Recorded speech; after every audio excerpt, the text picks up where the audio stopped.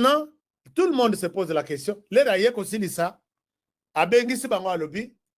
Moto azotikal na parlement. Sora fouti binombo on a binoté. C'est lui, le responsable.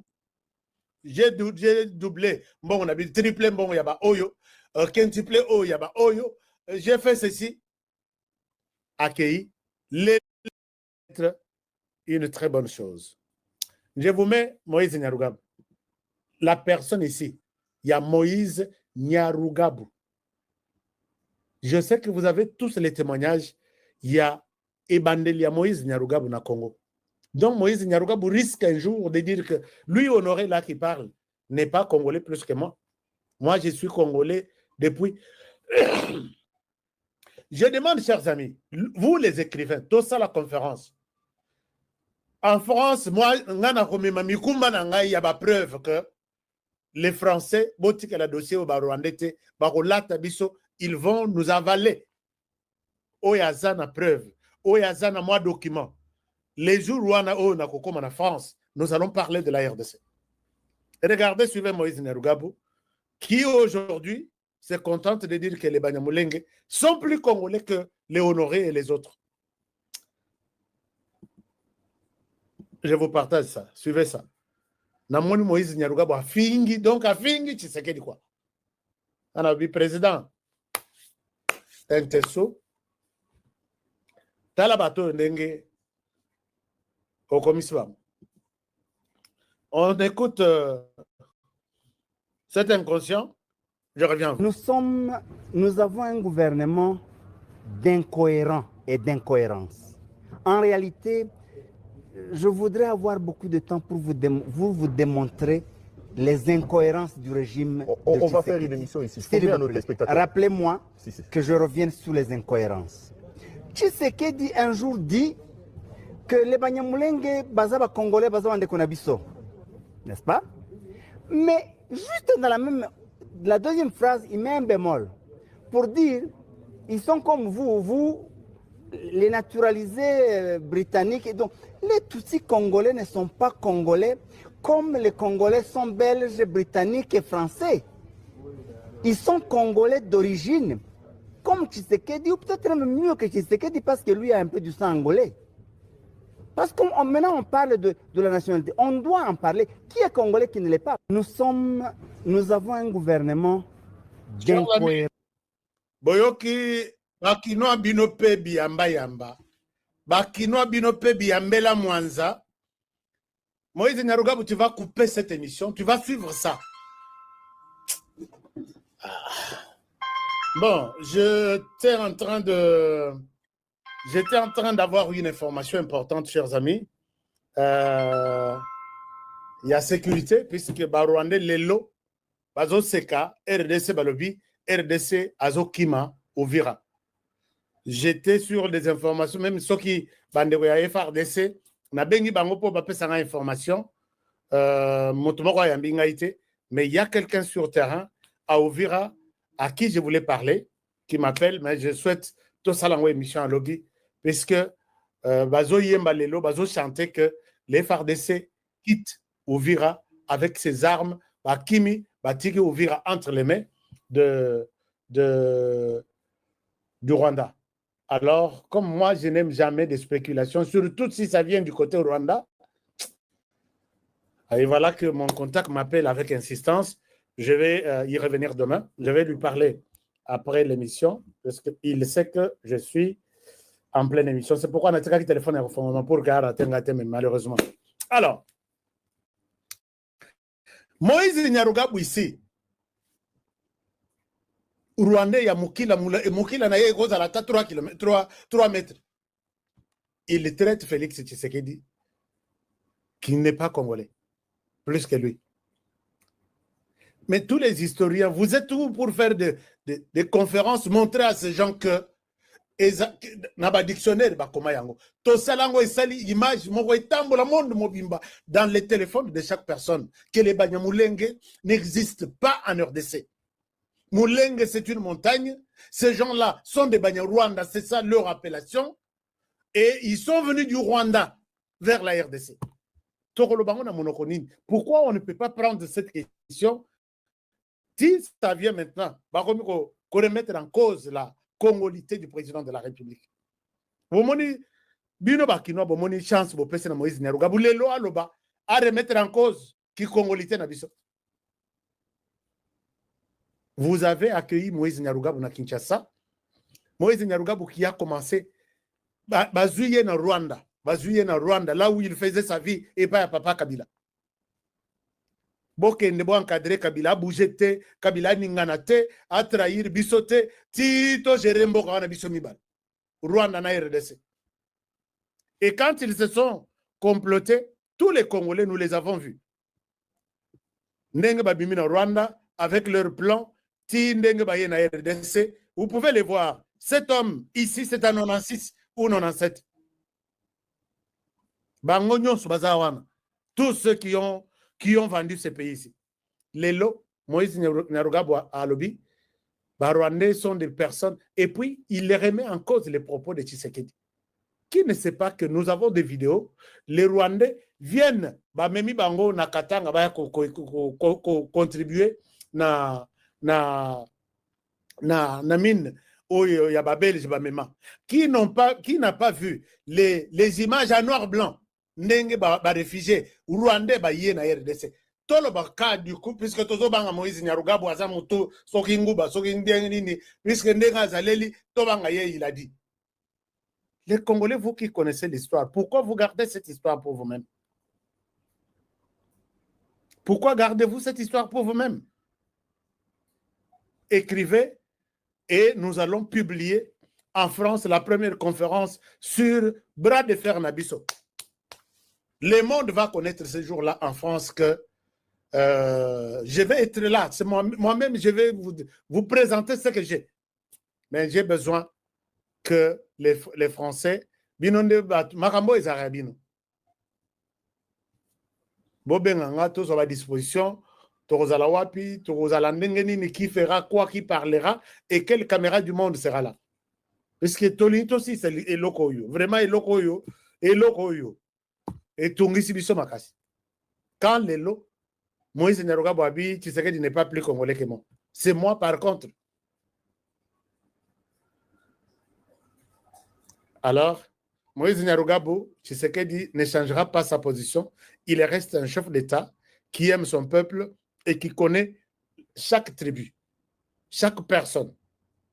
Ça vient de tomber, ça vient de tomber, ça vient de tomber. Cimetière rwandais na Kombo ya Kanombe.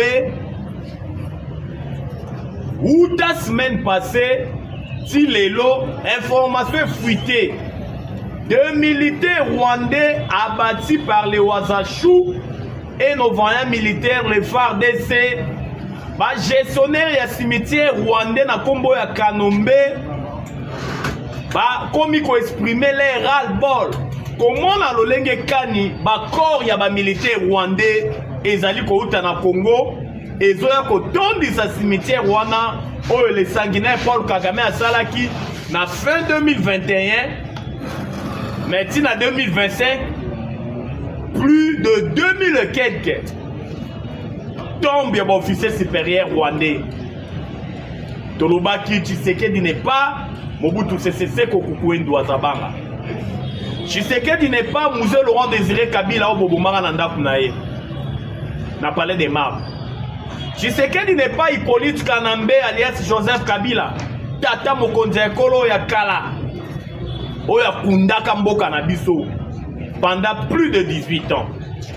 Tshisekedi, Azad Tshisekedi.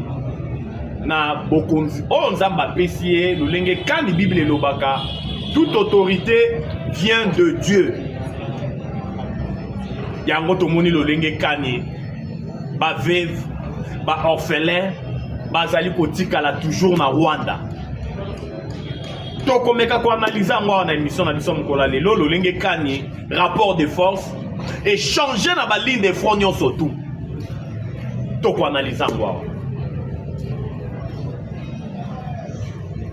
Vous le savez très bien, Hippolyte Kanambe alias Joseph Kabila avait réussi des opposants des Congolais basés en nationalité douteuse, des opposants. Entre guillemets, les gens qui font la politique du ventrologie, la politique ya libumu ya nzala, opposition ya nzala. Hippolyte Kanambe alias Joseph Kabila yambaki bango na mboka ya Kenya kuna na Nairobi, na mboka oyo mokonzi na bango azali nilotique na kombo ya Ruto, oyo ajija na ebon ya kudestabiliser partie orientale na mboka na biso, parce que objectif ya batuti ezali obe la balkanisation de notre pays.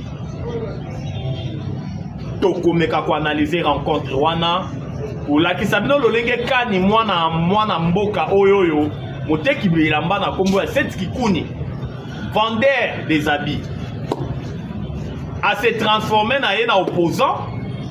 Toebi lit na été, mais c'est un opposant entre guillemets. Apparemment on a comme l'impression c'est un étranger aussi. Ouais, tokolandela généalogie na ye, tokolandela soki toyeba vraiment si les Congolais des souches. Bomona ki beza wa Seth Kikuni moteki bilamba oyo eutaka Turquie a tiaki mbilinga ke bakangi na aéroport basali boy. Tout ça c'est du poudre aux yeux. Bomoni oyo babengi na kombo ya Frank Diongo Chamba, Delice Sanga, na ba journaliste na bango nyonso boyebi babibi kapinga, na ba Pierrot Louara oyo apalola Hippolyte Kanambe lolenge kanaka te même ploposo nzoto. Mais comment na Pierrot Louara kuna? Parce que monsolo ebimaki oyo Hippolyte Kanambe apesi bango moto ya suka, participa ya suka o azwaki makuta muke ezalaki obe $10,000. Cela montre la suffisance sur lolenge kani Hippolyte Kanambe azali kotambola na monsolo o Congo epesa ye pendant 18 ans. Ye muto yaki na babot abimi na Congo multi-milliardaire. Pour monsolo azwaki a retourné yango vers ba Congolais pour na kobomisa ba Kongomani kosomba ba Kongomani surtout bazalaka na nationalité douteuse. Tokomeka ko analyser yango awa na émission na biso ya mokolo ya lelo. Constant Mutamba Tungunga, il faut tout le belakaye. Parce que le ministre honoraire de la justice, mon amboka Constant Mutamba Tungunga, il a travaillé dans la vision de Tata Mokonje, école Fati Béton. Plus de 25 ans d'incarcération pour Nana. Il peut crime, il a été opéré, comme vous le savez. Opération na les cas avec succès. Mais tokomeka ko analyser le lenge kani. L'actuel ministre de la justice azali ko Canada point. Libungu tulu na libungu tulu. Action malonga tozali ko mona te déployer. Soki a kotipe na système ya ba magistrat verré bakabolaka makuta ngana to éviter. Mais toko analyser ngwa na émission ensemble pour la lelo. Toko chité na matali appréciation à franc congolais. Na bosenga na ministre de l'économie, na bosenga na ministre du budget, gouverneur à banque centrale, paiement toko mi soufflé. $10 et comme na auto changer le $10 na 21 000 francs. Dans la degré. 21 000 francs. Biloko ekiti lo lenge ya malonga penza te. To moni biloko mususu ezalaki na valeur ba 29 000 francs. Tant $, ezalaki na 28. Lelo oyoyo to la banque centrale ezali 23. Mais to moni biloko yango ekiti komi na 25 000. Mais tant $, ezalaka na 28, ba biloko wana ezalaka na 29 000. Banane bazo perdre. Il y a un impact négatif dans le pouvoir d'achat à Bakongomani. Quand on parle du pouvoir d'achat, c'est la capacité d'acheter lorsque vous avez l'argent. Donc, analysant sans plus tarder, c'est votre humble serviteur, Nakomba Jonas Ngandu, surnommé Charles Onana. Toujours dans la chaîne Abisso Bomesano, Autosengui Nabino, pour s'abonner massivement. Bonjour, bonsoir, cela dépend de l'heure à laquelle vous êtes en train de suivre notre émission. On ne cessera jamais de le dire, pour l'amour du Congo, on ne cédera point. Car le Congo, c'est le pays de nos aïeux. Le Congo, c'est notre dénominateur commun. Tobotama ba Congolais, Tokokufa ba Congolais, les Wazalendo, tout feu, tout flamme. Opesi Koba, Zongiseli, ngulu azongiseli ntaba azongiseli nyoka. Au four et au moulin, armée rwandaise, mangweri na mangweri à désordre. Oui, bateau to benga tout banilotique. Bango bayoka ko ben un rapport de force. Bango soko eli bango diplomatie, ba otala ba lobitala nyanga na kata mulubo yo. Oyoka son. Mais Fatia zali ko okisa bango son. Rapport de force échangé. Na est ya mboka na biso. Banilotique na ba tout power. Na ba supplétif na bango to bengi ba nyanga la 4 LM23 to ko lia bango à désordre kala mingité. Milelo na milelo. Balobi mais puissance de feu yo. Phare de sa commune na ba waza chou. Ba waza lof to ebela bango boete. Bazo bunda avec détermination. Bazali ko récupérer ba localité ba village. Ba komi ko funda ote eza armée burundaise. Ote ça ba colombien. Ba mercenaires colombiens. Récemment ba otiko lobate eza ba Black Water. Black Water oyo gouvernement congolais ote ko signer na bango accord ya sécurisation ya ba minerai à partie orientale na biso boyebi o ba bengi Black Water et kamba makepa ya mwana mboka mwana ya États-Unis d'Amérique na kombo ya Eric Prince le milliardaire proche le président américain les républicains na kombo Donald Trump. Eric Prince avec Koya ba Black Water oh on a nous ba continue action te ya bitumba. Ah la paix a changé de côté Nzambe azala la congolais. Black Water na nous ba continue coup d'une action te. Baza ko observer ba ko coacher kaka. Webi ke facha benga bango ba coach. Black Water ba coacher. Te bosa la boye. Matisa drone bombarder côté kuna. Bolandi na Petiawa kuna na territoire ya Walikale. Tango aviation congolaise avec des nouvelles acquisitions. Yaba Sukhoi 35. Oyo lachaki. Ba explosif, ba missile moko. Oyo eza na ténère ya sophistiqué, vous n'aurez même pas l'idée. Oyo salaki musala na week-end. Kuna na territoire ya Walikale. Petit oyo ezalaki une position stratégique. Ya banyanga la 4 armée rwandaise na ba supplétif na bango le M23 et yokaki lozaza ya ba bombardement en désordre des dépôts de munitions calcinés des officiers supérieurs rwandais calcinés des armes lourdes ya armée rwandaise là n'en parlons pas calcinés en désordre. Yango Bolanda qui communiquait à Laurence Kanyuka, Kolela, Kolobaete. Gouvernement congolais a violé cesser les faits. Tala banyanga la kato. Tangu bino bande ko violer cesser les faits. Bomonaka yangote. Mais tangu FARDC a mati en puissance, azo répondre bino maintenant coup sur coup et comme yo des violations flagrantes à cesser les faits et mana et pas ya ba FARDC. Gilles César Aloba, c'est lui qui fait la paix, prépare la guerre. On doit se préparer à la guerre. Dans la politique, nous avons la politique du bâton, c'est-à-dire la guerre. Et puis nous avons la politique du carotte, c'est-à-dire c'est la diplomatie. Ba mizaka na nyonso mibale. Bozomo na besoin de la France na Ukraine na Baris. Ba bundaka matin midi soir des bombardements bitumba d'intensité, moi vous n'aurez même pas l'idée. Mais chaque jour, on va faire dans table de négociation. Kokabola n'a pas prisonnier. Donc, c'est là qu'il y a autant de prisonniers, c'est là autant. Ça doit se faire aussi ici chez nous. Et pour parler de Doha, il faut signer mécanisme de vérification et de surveillance. Il y a respect à cesser les faits entre le gouvernement et les terroristes de M23 qui sont dans Qatar, dans la ville de Doha. Quand bien même, tu signes qui est en haut. Cela ne nous empêche pas. Cela n'empêche pas nos militaires, le FARDC, de répondre, de riposter vigoureusement face à la provocation et à tout du power. Naba nilotiko yo, bazali kokamba pas les sanguinaires Paul Kagame. Yango bomoni cette fois-ci notre armée montée en puissance. Vous savez pourquoi? Vous savez que notre armée, c'était une armée de brassage et de mixage. lors du dialogue intercongolais, Yassan City. On a connu dans ce pays un gouvernement de 1+4, Hippolyte Kanambe et les 4 vice-présidents, Bemba, Roubewa et consorts. On avait une armée de brassage et de mixage, RCD Goma, MLC, des Rwandais qui se trouvaient au sein de RCD.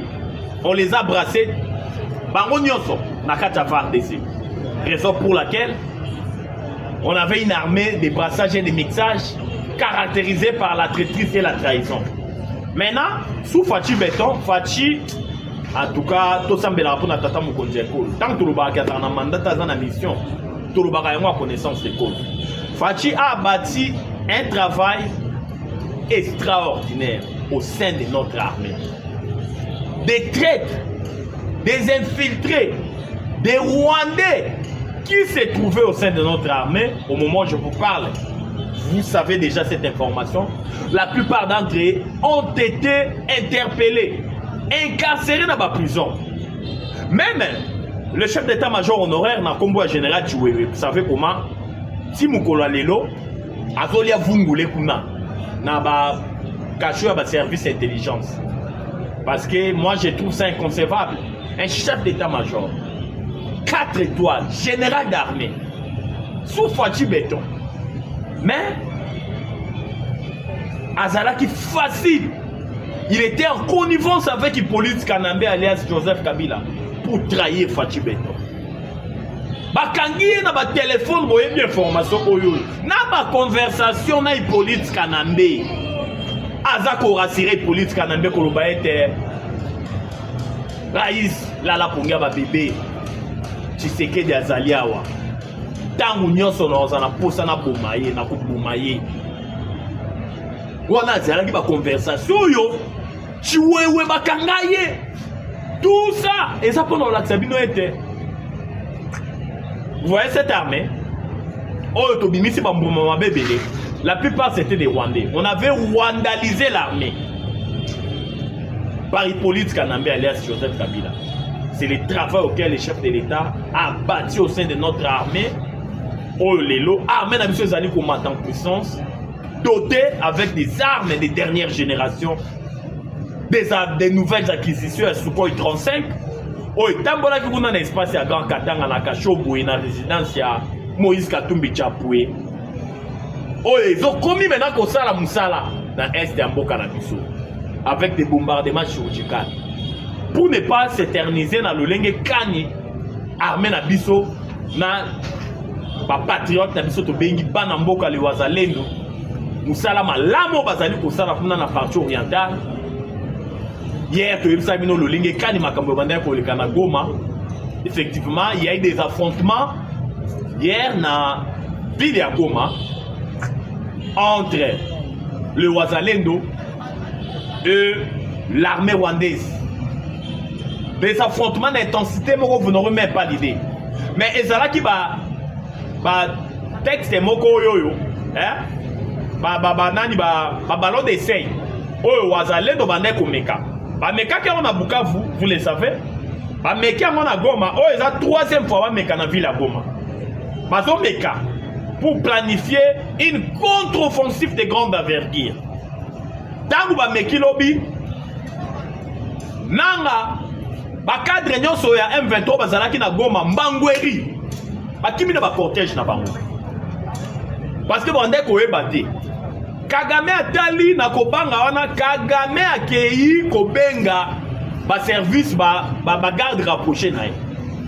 Lobi ba garde rapproché ya Kagame nde bazalaki na Goma avec des drones sophistiqués. Ba ye wana po ba bande kobanga Goma ezala lobi récupéré par les Wazachou. Des renforts et des renforts ya les sanguinaires Paul Kagame. Tangu ba wazalendo batali lolenge kane makambo bande kokende boye bakaete armée rwandaise na mboka na biso soki amoni affrontement l'équipe makasi akoma ko sa prendre ndé na population. Notre armée ezalaki na et à notre nos Azachou, nos patriotes, ils étaient dans l'obligation de se battre en retraite. Bah ça les replis stratégiques pour éviter le bain du sang na ville ya Goma. Oh déjà batulobi bakufaki mingi. Pour votre information. Raison pour laquelle ils étaient déjà fait accomplis de faire une repli stratégique en vue de préserver le vie ya bakongomani kuna na Goma. Oyo ba essaye nyonso basi ba meki ba comprendre que l'armée rwandaise et l'air supplétif au Tobengi le 1-23 baza maîtrisable. Et ça qui bango baza maîtrisable. Baza vraiment maîtrisable. Yango to moni lo lenge kani. La situation est sous contrôle, il y a Bawazachou, dans nos voyants militaires, le FARDC. Pour ne pas s'éterniser dans Mazali ou les partie orientale en Bokanabiso, Tokei directement dans Masolo Banyangala Kato Basangana qui na Kenya, sous l'olette et Hippolyte Kanambe alias Joseph Kabila. Tout le monde qui va Pierrot Louara, Oya Finga Hippolyte Kanambe alias Joseph Kabila en désordre, mais l'icolo ya chop chop. Ya makuta ya chintu akeli susu kokuta na kuna na Hippolyte Kanambe alias Joseph Kabila tomoni ba bibi kapinga tomoni ba héros mort oyo abandaki ko coopérer na Hippolyte Kanambe alias Joseph Kabila tant tozalaki biso tout na opposition ba congolais de père et de mère na ko panjateke moko concernant Franck Diongo Chamba et puis Béli c'est ça. Quand le chef de l'État Fatou Beto a pris le pouvoir en 2019, tant Bassali a remis et reprise dans Hippolyte Kanambe alias Joseph Kabila, Kabila a appelé Fatou Beto. A dit Fatou Yaka. On m'a dit tant Bozaki dans l'opposition. Nazo peso kombo batumi balé. Oyo koki ko pesa bango jamais confiance. Botu na ba kombo ngoya batumi balé banani. Hippolyte enani Franck Diongo Chamba et Romo na nani Délice ça. Alobi muto banda côté ka ba plan na bino nyonso na opposition. C'était Franck Diongo et Délice ça. Vous savez pourquoi? Ce sont des opposants basés na étroitesse d'esprit, à petitesse d'esprit qui font la politique de la ventrologie, la politique du ventre. Hippolyte Kanambe là Joseph Kabila tangwana esi Fatou Beton bazala bangonde banda côté ka ba plan na bino nyonso na opposition. Les deux opposants wana. Bon, chaque fin du mois, il recevait l'argent pour vendre vos stratégies quand vous étiez à l'opposition. Fatia Zalaki ébahi. Raison pour laquelle vous allez constater la première mandature il y a Fatou Beton. Franck Diongo Chamba, il est allé voir Peter Kazadi. Il a pris langue avec Peter Kazadi. Bon, plus qu'il a un poste ministériel. Fatia nommé comme mandataire. Le chef de l'État avait dit NON. Il est allé voir Kabouya. La même réponse. Kabouya Bizela Tokosungayo. Parce que Fatia Zalaki déjà au courant. Na politique na bango ya caméléon. Yena Délice Sango Bamanda Kosal. Ozu Moutoloko Délice Sango. Un rebelle. Un rebelle. Après avoir tué les Congolais, Délice Sangaye. Azeli Fatia pesa e poste na premier mandat. Fatia boyi. Délice Sanga akoma rebelle. Donc na mboka na biso akoma opposant. Na mboka na biso to koma na bitite moko boye et comment naissance et comment ce que nous avons pouvoir, il faut supermaquiller ba Kongomani. Après avoir ko supermaquiller ba Kongomani, oye bosali partage à gâteau. Biloko wana c'est comme déjà révolu.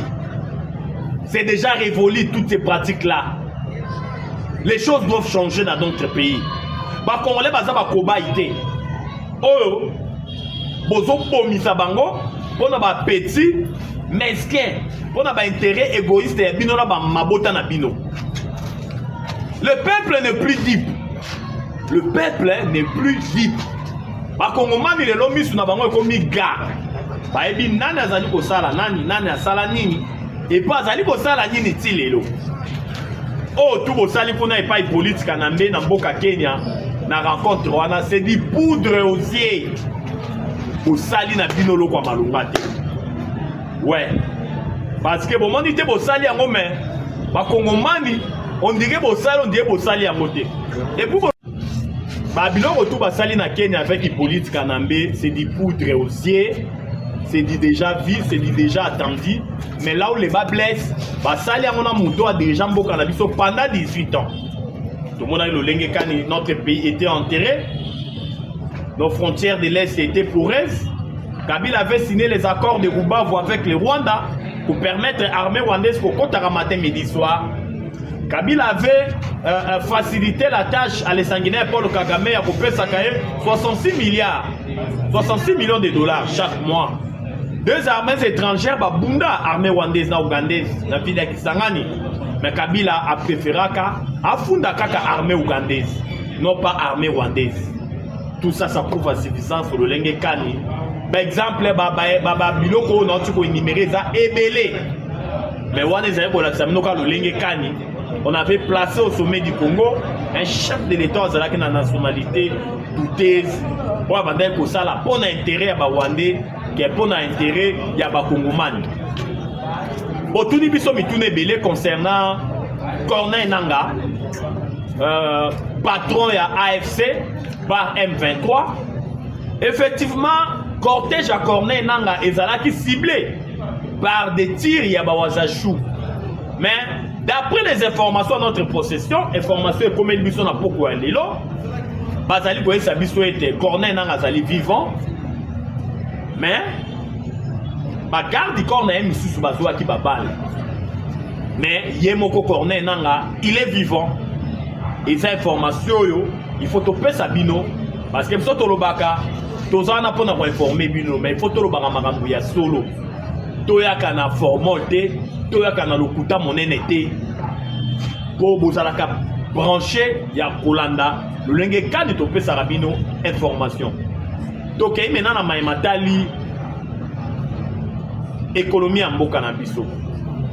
Vous savez que économie ya mboka, le franc congolais comme il s'apprécie très bien le marché d'échange parce que la banque centrale avait jugé utile.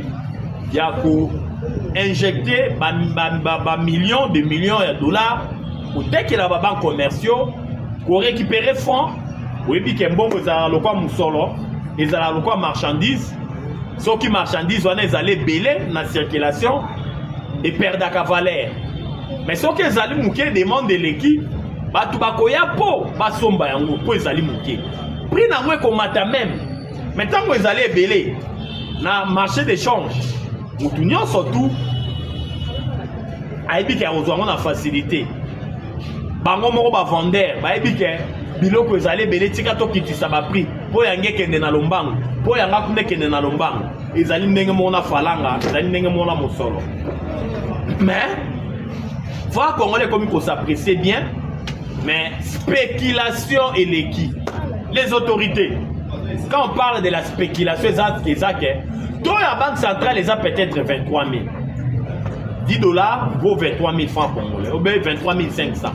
Mais, petit manipulateur et billets de banques autres, bengi bakambiste, moyibi na moyibi, bazali koyiba en désordre, ba profiter de pouvoir banda koyiba ba kongomani.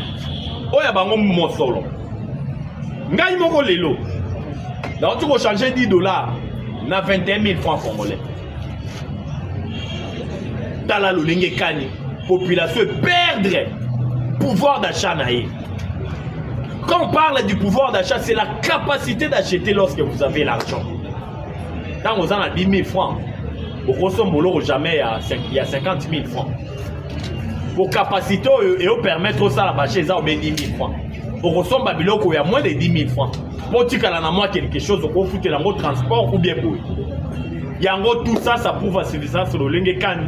Tout est interpeller les autorités doivent ouvrir les et les banques, surtout les autorités à la Banque centrale, parce que et comme escroquerie moko, vous n'aurez même pas l'idée. Bana mboka bazali kolela. Ouais, franc congolais zali ko s'apprécie bien. Biloko ekiti, mais ekiti ndenge fala ke kitate. Ekiti, c'est bien beau, mais ekiti ndenge il fallait qu'il y ait kitate.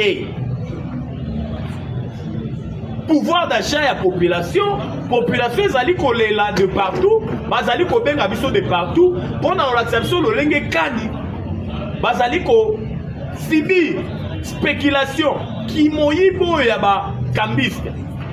Oyo zali ko pesa et sengoté na ba kinois et kinoises en particulier, puis en général na ba kongomani nyonso sur toute l'étendue de la République. Raison pour laquelle tu es interpellé par l'autorité. Vous devez ouvrir l'œil et les bons pour éviter biso lolenge kani spéculation et se transformer na kimoyibi oyo ezali ko impacter d'une manière négative na pouvoir d'achat ya ba Congomani. Le chef de l'État Fachi Béton, avec sa diplomatie agissante, ils allaient pour continuer à produire des résultats escomptés. Tout le Bélanon diplomatie tata mon konjeko toujours chité na yango. La France, Bolanda qui France, na Conseil de sécurité, au sein de l'applicabilité, il y a la résolution 2773, il y a Conseil de sécurité des Nations Unies, où ils allaient au sein de Rwanda, abimisa ba militaire na Congo. Ba français, ba lobby, c'est le moment il y a pour passer na action pour la résolution 2773 ils allaient respecter. Donc analyser en na ba émission na biso ekoya ko ebike ba chaîne na biso ezali likambo ngonga. Pona lelo to suki awa wa to koya lobby kuna ko talisa no lolenge kani mboka elalaki mboka elamukaki kaka ndenge to lobaka pona bolingo wa Congo jamais to kanga munoko parce que to botama ba congolais to kokufa ba congolais. Numéro na biso ezali plus 243 89 77 525 44 plus 243 89 77 525 44. La patrie ou la vie, la patrie ou la vie, la patrie ou la vie, nous vaincrons. Je dis et je vous remercie. Ciao, à la prochaine.